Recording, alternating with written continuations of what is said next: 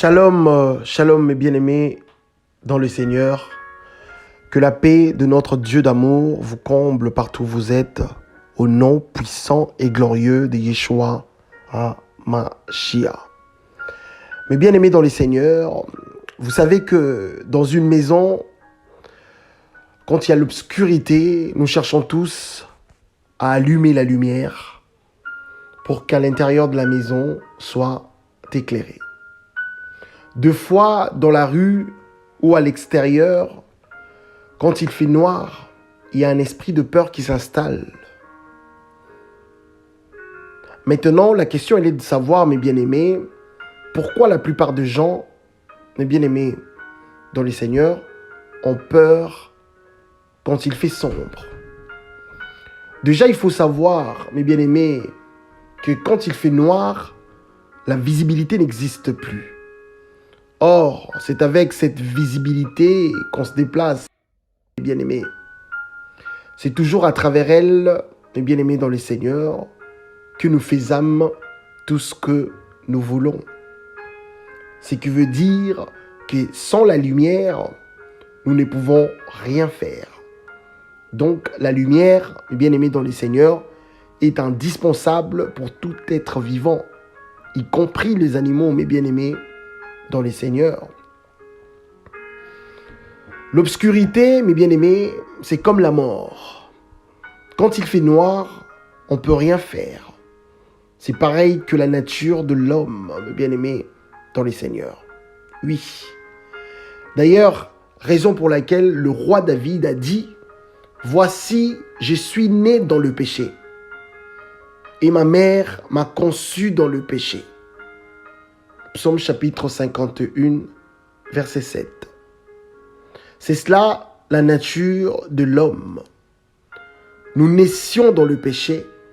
Nous avons une nature obscure et sale.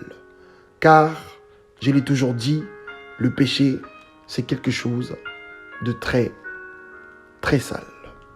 Oui, le péché représente la saleté et le ténèbre.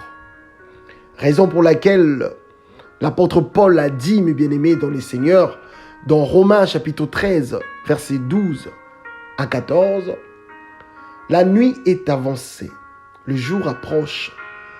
Dépouillons-nous donc des œuvres de ténèbres et revêtons les armes de la lumière. Marchons honnêtement comme en plein jour, loin des excès et de l'ivrognerie, de la luxure et de l'impudicité, des querelles et de jalousie. Mais revêtez-vous du Seigneur Jésus-Christ et n'ayez pas soin de la chair pour en satisfaire de convoitises. » Le péché, c'est quelque chose d'impur devant Dieu, mes bien-aimés dans le Seigneur. Donc, en étant impur, on ne peut jamais se présenter devant le Seigneur. Raison pour laquelle, d'ailleurs, l'apôtre Ésaïe, mes bien-aimés dans le Seigneur, quand il était porté en esprit, il a vu, mes bien-aimés, le Seigneur assis sur un trône très élevé. Et le pan de sa robe remplissait le temple, mes bien-aimés dans le Seigneur. Vu qu'il avait la nature pécheresse, il a eu énormément peur, mes bien-aimés. Parce qu'il savait qu'on ne peut se présenter devant le Seigneur Dieu en étant impur. Écoutez ce qu'il a dit dans Ésaïe chapitre 6, versets 5 à 7. « Alors je dis, malheur à moi, je suis perdu, car je suis un homme dont les lèvres sont impures. J'habite au milieu d'un peuple dont les lèvres sont impures, et mes yeux ont vu le roi, l'Éternel des armées. Mais l'un des séraphins vola vers moi, tenant à la main une pierre ardente qu'il avait prise sur l'autel avec de pincettes. Il en toucha ma bouche et dit, « Ceci a touché tes lèvres, ton iniquité est enlevée, et ton péché est expié. » Alléluia. Nous comprenons, mes bien-aimés, dans le Seigneur, qu'à travers ces versets, mes bien-aimés, que le péché, comme je l'avais dit au début, et je continue toujours à le dire, c'est quelque chose de très, très sale, mes bien-aimés, dans le Seigneur. Pour que le prophète Ésaïe ne soit pas exterminé, il fallait qu'il soit lavé de tous ses péchés, mes bien-aimés. C'est pareil que la lumière et le ténèbre. Ça ne peut en aucun cas, mes bien-aimés, cohabiter ensemble. Avant que la lumière apparaisse, il faut qu'impérativement le ténèbre disparaisse, mes bien-aimés, dans les Seigneurs. Donc, mes bien-aimés dans les Seigneurs, vous qui vivez dans le péché, il faut savoir, mes bien-aimés, que vous êtes, mes bien-aimés, à l'état d'impureté, mes bien-aimés dans les Seigneurs. Donc, cela veut dire que spirituellement, mes bien-aimés dans les Seigneurs, vous êtes sales et vous êtes dans l'obscurité. Le péché n'est pas une bonne chose, mes bien-aimés dans les Seigneurs. Vivre dans le péché, c'est s'auto-construire un pont sous les volcans. Pas sûr d'arriver de l'autre côté, mes bien-aimés dans les Seigneurs. Ce n'est pas pour rien que l'apôtre Jean a dit « N'aimez point le monde, ni les choses qui sont dans le monde. Si quelqu'un aime le monde, l'amour du Père ne point en lui, mes bien-aimés, dans les Seigneurs. » Pourquoi il dit ça, mes bien-aimés? Il le dit par rapport à l'état spirituel de la terre, mes bien-aimés, dans les Seigneurs. Le monde est souillé par le péché, raison pour laquelle le prophète Ésaïe était purifié par le séraphin parce qu'il venait de la terre, mes bien-aimés, dans les Seigneurs. Et c'est pour la même raison que le Christ a donné sa vie pour nous. C'est à travers elle, mes bien-aimés dans les Seigneurs, que nos péchés ont été expiés exactement de la même façon que le prophète Ésaïe. La pierre ardente, mes bien-aimés dans les Seigneurs, que le séraphin avait prise sur l'autel avec des pincettes, mes bien-aimés, représente le Christ. Crois seulement, mes bien-aimés, qu'une fois que la pierre ardente touche ta bouche, que tu es sauvé. Crois seulement. Crois, mes bien-aimés dans le Seigneur. Une fois que la pierre ardente touche ta bouche, crois seulement que tu es sauvé. Et tu seras réellement sauvé.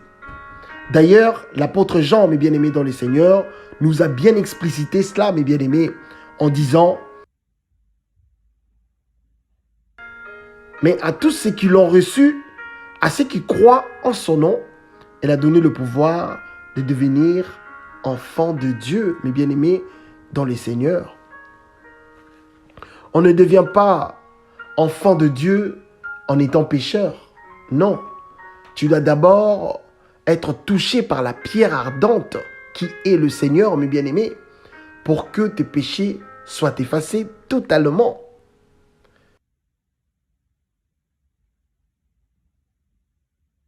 Bien-aimé, ma bien-aimée, si tu veux vivre éternellement avec le Seigneur dans son royaume éternel, mes bien-aimés, tu dois arrêter de vivre dans le péché.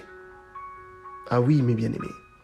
Tu dois arrêter de vivre dans l'obscurité pour que la lumière apparaisse dans ta vie et pour qu'enfin tu deviennes cette lumière.